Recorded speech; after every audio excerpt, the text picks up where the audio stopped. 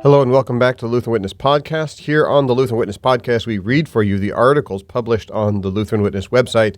That's witness.lcms.org. We want to make sure we give a shout out to our podcast partners, kfuo.org, Christ for You Anytime, Anywhere. Check them out and all the work that they're doing over at kfuo.org. Today we have for you an article written by Rachel Bomberger and read for you by the same. And she takes us, this is the first in a series of articles in which she takes us through how you write and how to write for Lutherans. Rachel Bomberger, Writing for Lutherans. Writing for Lutherans, Part 1, Be Lutheran, by Rachel Bomberger. Writing is hard, always. It takes time and discipline, skill and creativity, guts and humility, no matter the context or the audience. Writing for Lutherans is especially hard. Like Martin Luther, Lutheran readers tend to be both highly intelligent and steadfastly faithful. We do not suffer fools or heretics gladly. Like Luther, we can be compassionate, generous, and warm-hearted, the sort of folks who will give you the shirt off our back and a savory casserole to go with it. Like Luther, however, we can also be critical, cantankerous curmudgeons who will not hesitate to bring the full force of Luther's legendary insults crashing down on an unsuspecting social media comment thread if someone says the wrong thing at the wrong time. Like Luther, we prefer our doctrine pure and our writing snappy. Just because writing for Lutherans is hard, however, doesn't mean we shouldn't do it, or that we can't do it well. Throughout my career, and especially during my time as managing editor of the Lutheran Witness, I've spent a lot of time and energy musing about how to write for Lutherans. And while I cannot pretend to have completely cracked the code, it would take many more years and brain cells than I possess to accomplish that, I have winnowed out a handful of solid principles that shape my writing today. In this column and those that follow, I'll share a few pieces of this hard-won wisdom about writing for Lutherans.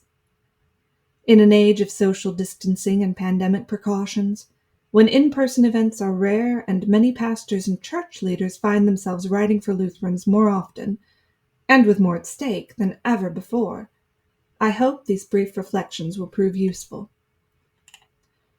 The first and last rule of writing for Lutherans. The first, last, and most important rule of writing for Lutherans is this: be Lutheran. What this does not mean. What I do not mean by this is that your writing must sound Lutheran. It's easy, far too easy, to sound like a Lutheran when you write. Liberally sprinkle your work with quotes from Luther and Walther. Add in regular snippets from Paul Gerhardt's hymns. Remind readers often to remember your baptism and pray the catechism. Toss in regular references to law and gospel, the two kingdoms, word and sacrament ministry, sola scriptura, and any of dozens of other examples of Lutheran theological jargon. Writing in a way that sounds Lutheran is fine, insofar as it goes. I've read and been blessed by many pieces of writing that sound very Lutheran by these standards. Even so, this is not what I mean when I say that to write effectively for Lutherans, one must be Lutheran. What this does mean. When I say that writing well for Lutherans requires you to be Lutheran, I mean exactly what I say. Be Lutheran. Live, think, believe, and interact with the world as a Lutheran. Let every word, every jot and tittle that you write be shaped by who you are as a Lutheran, a miserable sinner redeemed by Christ's death and resurrection and raised to new life by God's grace in holy baptism. This gospel truth is who you are and what defines you. It manifests itself in every aspect of your life: how you treat others, how you spend your time, how you use the resources God has given you. It also almost inevitably manifests itself in what you write and how you write it. Writing from the core of your being.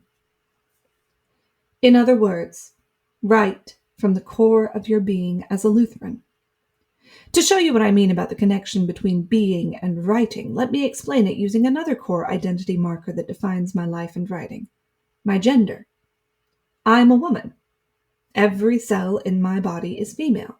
I see the world through female eyes. I cannot turn this reality on and off at my own convenience.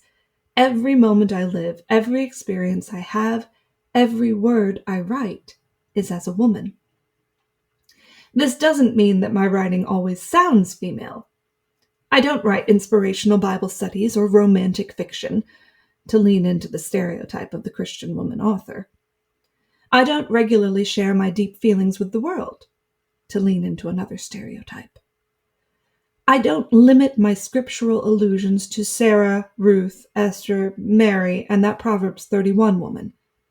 Indeed, when I plugged the first few hundred words of this article into the Hacker Factor's online gender guesser tool just now, it pegged my writing as 65% male. It doesn't matter. None of this changes the truth. My writing is female because I am female. It could not be otherwise. What does this mean? Well then, you may say, by that logic, I'm a Lutheran, so my writing will naturally also be Lutheran. No problem there. How exactly is any of this helpful? Wait a minute, though. Examine yourself, always a good Lutheran practice, and ask, how Lutheran am I really? It's a dangerous question, I know, but one that's extremely important to ask regularly if you write for the church. Every cell in my womanly body was encoded female from conception, but no one is born Lutheran. Each one of us enters into the faith through the waters of holy baptism. Each of us grows up in the faith as we study the Bible and learn the small catechism. Each of us is sustained by prayer and nourished by Christ's body and blood. Each of us practices our faith in our everyday life as we serve our neighbor and glorify the God who has redeemed us. Yet not one of us is perfect at this Lutheran thing. We are all sinner saints. We know how easy it is to grow weary and how tempting it is to slide away. Most of us, dare I say all of us, know how it feels to go days or weeks or months without cracking a Bible, darkening a church door, or whispering a single prayer. We know how it feels to turn little by little away from God and slowly become lukewarm in our faith. The thing is, and I speak from painful experience here, it is astoundingly easy to keep sounding Lutheran, no matter how un-Lutheran your life has become. Pious words make a wonderful smokescreen. But underneath the polished veneer of theological jargon, your writing suffers. Your readers suffer. A good tree bears good fruit. A bad tree just doesn't. If you want to be better at writing for Lutherans, then be Lutheran. You don't have to quote the Lutheran confessions in every paragraph you write, but it is important that you know them, love them, live them. Beyond that, go to church. Confess your sins, hear the word, receive the sacrament, study the Bible, pray, serve, give. Doing so will not only bring you great joy and deep faith, it will also give you words that are real and good and true to share with your readers, whatever the topic or genre of your writing may be. More on that truth thing next time, though. Thank you for listening to this edition of the Lutheran Witness Podcast. Please make sure you send an email if you have any questions to me, roy.askins@lcms.org. Make sure you check out the Lutheran Witness website, witness.lcms.org, so that you don't miss any other podcasts and stories that help you look at the world from a Lutheran perspective.